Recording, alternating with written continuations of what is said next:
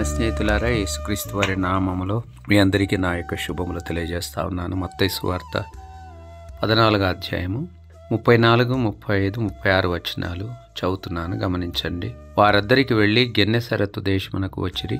అక్కడి జనులు ఆయనను గుర్తుపట్టి చుట్టుపట్లనున్న ప్రదేశమంతటికి వర్తమానము పంపి రోగులనందరినీ ఆయన ఎద్దుకు తెప్పించి, వీరిని నీ వస్త్రపు చెంగు మాత్రము ముట్టనిమ్మని ఆయనను వేడుకునిరి.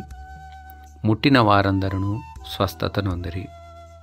యేసుప్రభువారు తాను భూమి మీద భౌతికంగా ఆయన జీవించినటువంటి సందర్భంలో జరిగినటువంటి సంఘటనని మత్తయి సువార్తలో 14వ అధ్యాయంలో రాయబడి ఉండడాన్ని మనం గమనిస్తాం. మార్కు సువార్త 6వ అధ్యాయంలో కూడా దీని గురించిన ప్రస్తావన మనకు కనిపిస్తుంది. యేసుప్రభువారు ఒక గొప్ప హీలర్గా, అనగా స్వస్థపరిచేటువంటి వాడుగా మనకు దేవుని యొక్క వాక్యంలో పరిచయం చేయబడతా ఉన్నాడు.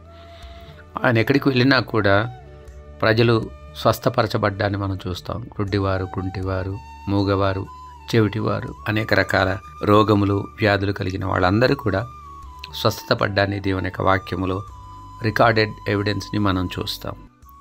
యేసుప్రభువారు గెన్నెసరతు దేశమునకు వచ్చినప్పుడు అక్కడ కూడా ప్రజలు ఆయన్ని గుర్తుపట్టి అక్కడ ఉన్న ప్రదేశంలో ఉన్నటువంటి రోగులందరినీ ఆయన ఎదుగు తెప్పించారు. ఆయన వస్త్రపు చెంగును మాత్రం ముట్టనిమ్మని యేసుప్రభువారిని వేడుకున్నారు.